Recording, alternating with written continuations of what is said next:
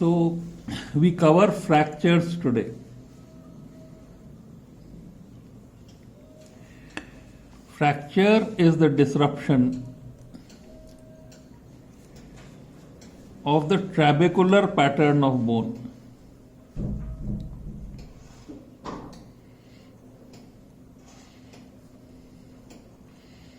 You see, the bone consists of a collagen in which the mineralization occurs in a trabecular pattern.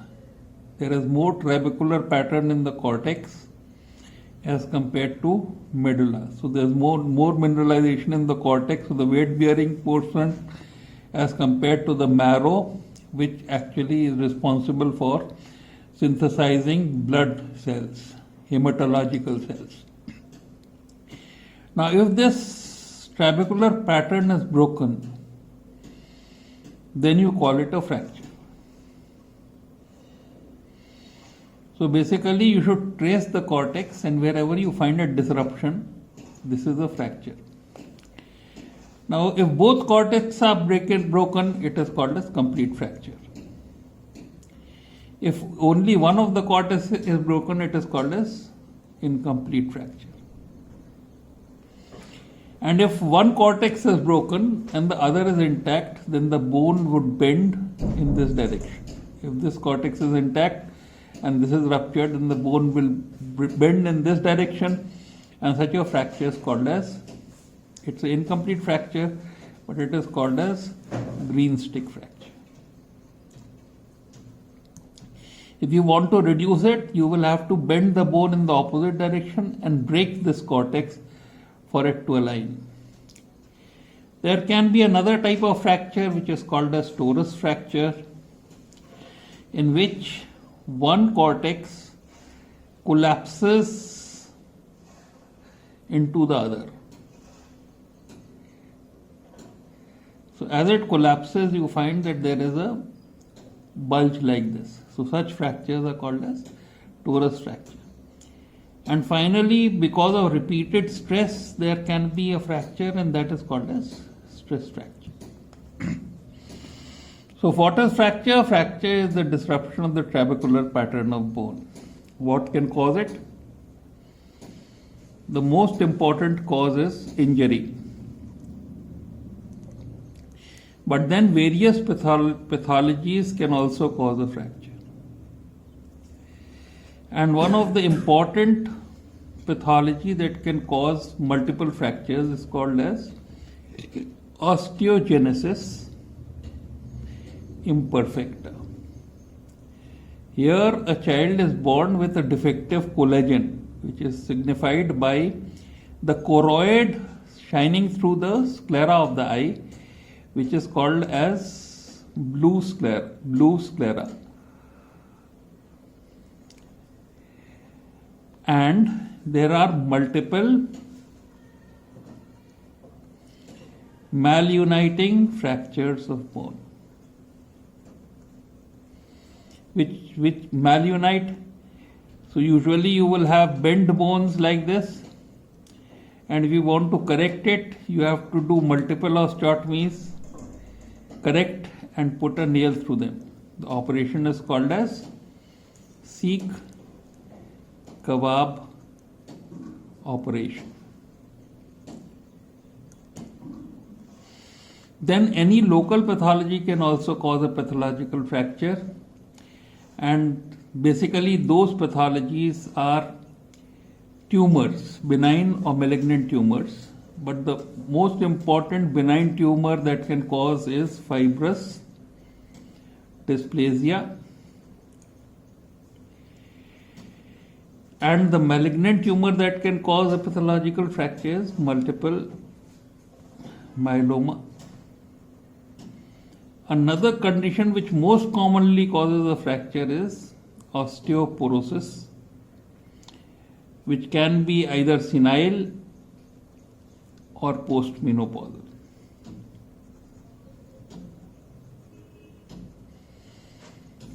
From here onwards, we will talk about fracture basically by injury or traumatic fractures. So whenever there is injury, there can be a fracture. And the fracture presents with pain, swelling, deformity, and loss of function.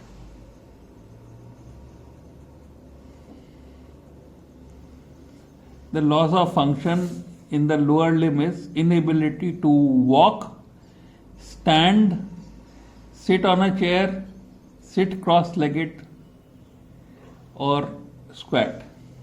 So that type of loss of function. Now sometimes this deformity is visible, but sometimes the deformity leads to limitation of movement,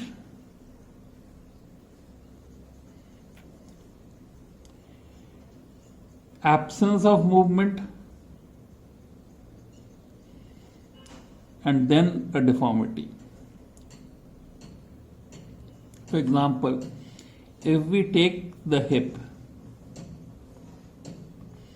and let us say that the hip is deformed. So if there is a reduced neck shaft angle at the hip here, first abduction would be limited, then abduction would be absent, and finally there will be a position of the hip in adduction beyond which abduction will not be possible. So deformity in a hip is defined as a position of the joint in a range of its movement beyond which opposite movement is not possible. Position of a joint in its range beyond which opposite movement is not possible. It's very important to understand. So initially the deformity would present with limitation of movement, then absence of movement, and finally there is deformity. Now the deformity can be static or dynamic. Static means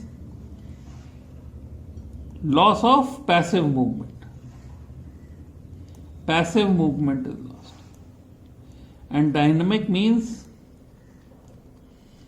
that active movement is lost.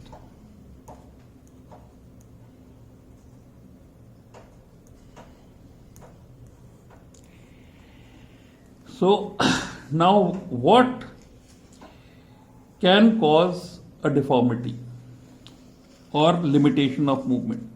Any limitation of movement is also referred as ankylosis. Any limitation of movement of a joint is referred to as ankylosis.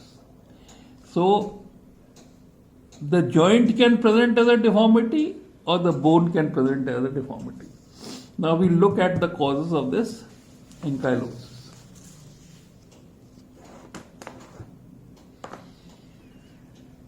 Supposing you have the wrist here.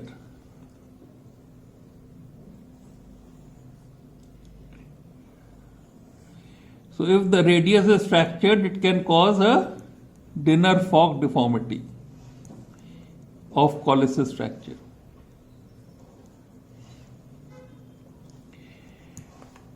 But supposing the flexors are contracted,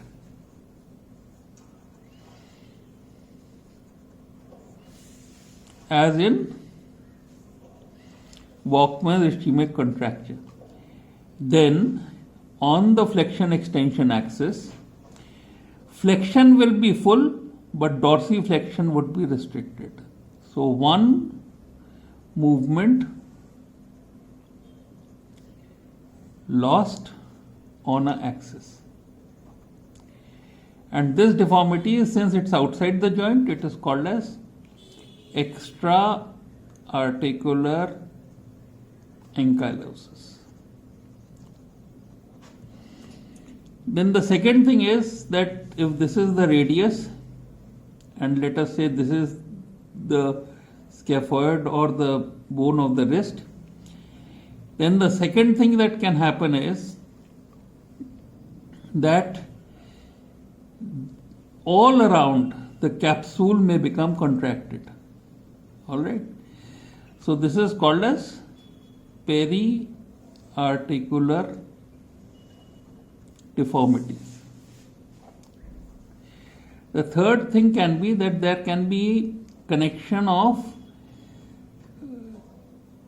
there can be erosion of the cartilage, and when the cartilage rupts there is pain, and therefore the flexor and the extensor both go into spasm, and whichever muscle is more powerful, that is the deformity that can produce. Supposing flexors are more powerful, then there will be a flexor deformity.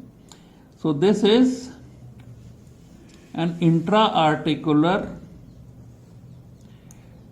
cause producing pain, producing spasm, and producing deformity. But if you persist, you may be able to correct the deformity because the spasm will fatigue and you will be able to correct it. The next thing is that there is a fibrous connection between the articular surfaces. Therefore, attempt to move is painful, but there is no movement. This is called as fibrous ankylosis. And finally, this can become bony, and in that there will be, in bony ankylosis, there is no pain, no movement. In fibrous ankylosis, there is pain but no movement. So these are the types of deformities that you can encounter in fractures. So there's pain, swelling, deformity, loss of function, and that is how you diagnose clinically a fracture. Pain, swelling, deformity, loss of function. After following injury. On examination, the typical sign is tenderness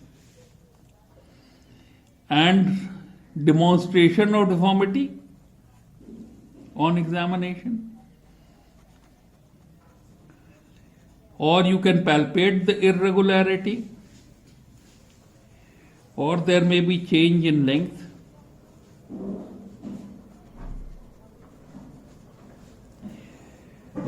And fractures are usually confirmed on X-ray. X-ray, the rule is one joint above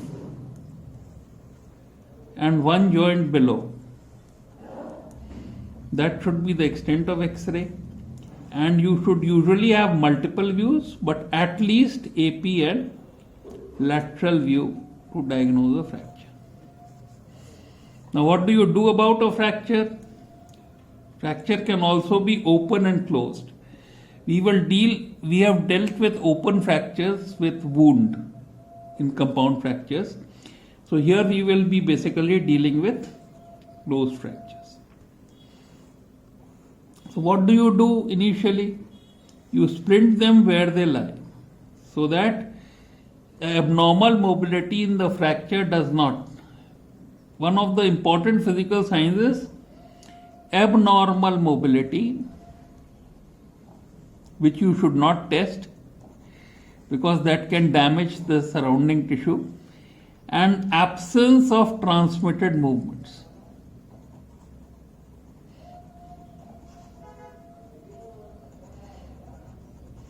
For example, if you rotate the knee and the head of the femur is not rotating, then there is a fracture in between. So these can be the two important characteristics of a fracture. Two important physical signs which can be elicited in a fracture. So you splint them where they lie so that the surrounding tissue is not damaged. Then you evaluate clinically for life endangering conditions, for limb endangering conditions, shock and for limb endangering, like here it is bleeding, shock, aspiration. The limb endangering is vascular insufficiency. For limb function endangering conditions like nerve damage or nerve paralysis. So, life endangering, limb function endangering conditions, you don't concentrate on the fracture itself. And then you diagnose the fracture by tenderness, measurement, altered measurements, deformity, abnormal mobility, lack of transmitted movements. You confirm the fracture by X-ray and you describe its site, its side, its geometry, its displacement. Now, what can be the fracture geometry? If this is the bone, the fracture can be transverse, the fracture can be short oblique, the fracture can be long oblique, the fracture can be spiral around the bone. Then there can be a comminuted fracture, multiple parts, this, and there can be a double fracture. For example, the bone may fracture from here also and may fracture from here also. So transverse, oblique, short oblique, long oblique, spiral, comminuted and double fractures, these are the geometry type, fracture geometric type of fractures. And then you must diagnose displacement. So there can be an antero-posterior displacement, there can be a side-to-side displacement, there can be a rotation, and there can be overriding. So these are the types of displacement that you diagnose on X-ray. Then you must diagnose the condition of bone. It can be avascular. Certain fractures are avascular, for example, tibia, neck of femur, scaphoid. So they will have difficulty in union. Then osteoporosis or any other pathology, you must diagnose the condition of bone. Then how do you manage a fracture? Fracture will always be managed by reduce, retain, rehabilitate. The reduction can be closed and can be open. Closed reduction should be preferred in closed fractures, because if you open it, you have converted a simple fracture into a compound fracture, and you have created a chance of infection. But if closed reduction fails, then the fracture should be open reduced.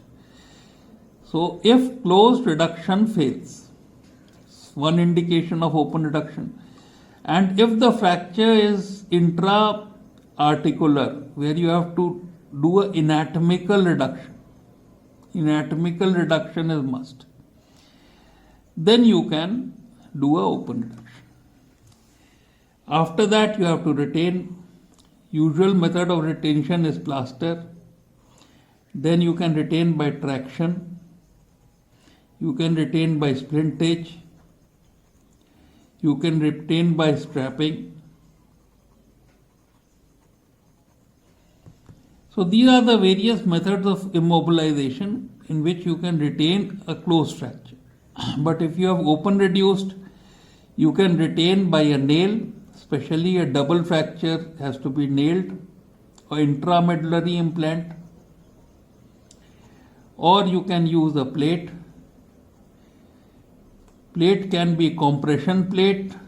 It can compress a transverse fracture and promote union. Then there can be an interlocking plate where the screws lock into the bone and there is a locking between the plate and the screw. So this is very rigid type of fixation, and in very few screws you can retain a lot of fixation, and you can do a plating extra periosteally.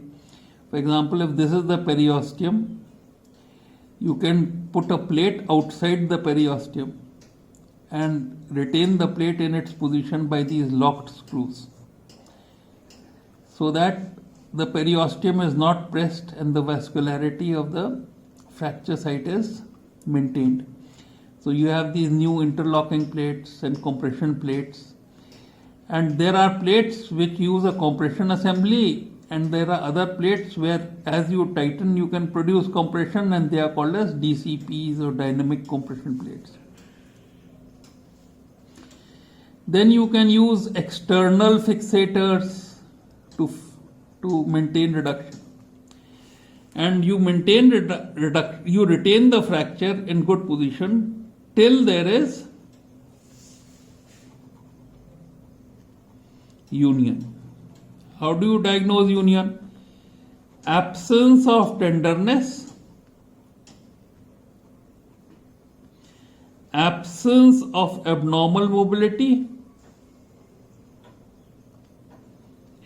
presence of transmitted movements, and on X-ray if you see trabeculae across fracture site.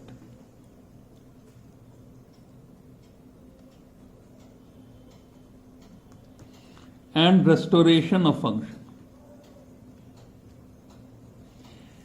So the basic thing is that when does rehabilitation begin? Rehabilitation doesn't begin after you've stopped the immobilization. Rehabilitation begins on the first day of fracture. It moves all joints not immobilized through its complete range every day, so that they don't become stiff and the muscles don't become wasted. And then the second important thing is that after you have ensured union and you have removed the immobilization, then you have to mobilize the joints that have been immobilized. Mobilize immobilized joints. First, you have to do it passively, and then you have to do actively so that the muscle tone and function returns. So, this is the general management of fracture. And if there is an associated neurovascular injury or there is a compound fracture, then you have to manage it separately. Besides this, let me tell you the stages of fracture healing. First, there is hematoma.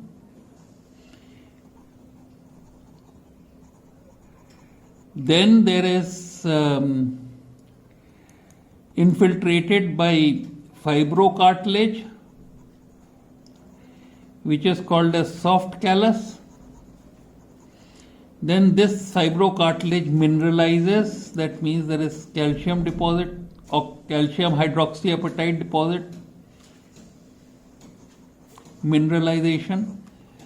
And finally what happens, that the extra callus is removed so that the shape of the bone is normalized. So this is called as remodeling. What are the problems with union? The first is slow union. That means if this is the measurement of union and this is the time, then normally the fracture should have united this much, but now it is uniting at this rate. So this is slow union. But if the time of union was this and the fracture is still ununited in this period of time, it is called delayed union. And if after a particular period of time, no matter how much you wait, the fracture will not unite, this curve will become flat, will not unite, then this is called as non-union. So delayed union can be treated by measures like electrical stimulation, because electrical currents stimulate fractures, or they can be, the non-union is caused by either a pathology or the 5 I's: ischemia, infection, interposition of soft tissue, inadequate reduction, inadequate immobilization. These 5 I's cause non-union, and along with this pathological fractures also fail to unite. Now what you should do in non-union? You should expose the fracture, you should remove interposed tissue, you should put bone graft, cancellous or cortical, and you should immobilize till union is sound.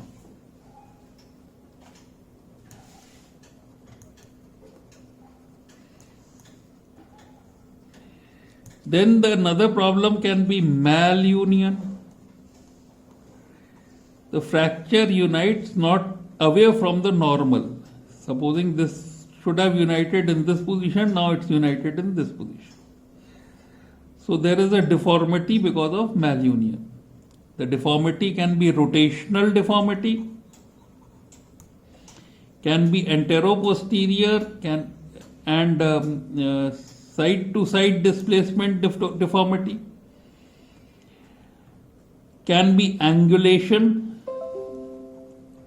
can be overriding. And if the deformity is significant, you have to break the fracture again and unite it. If you do it in a closed manner, it is called as osteoclasis. Or you can do a corrective osteotomy, which is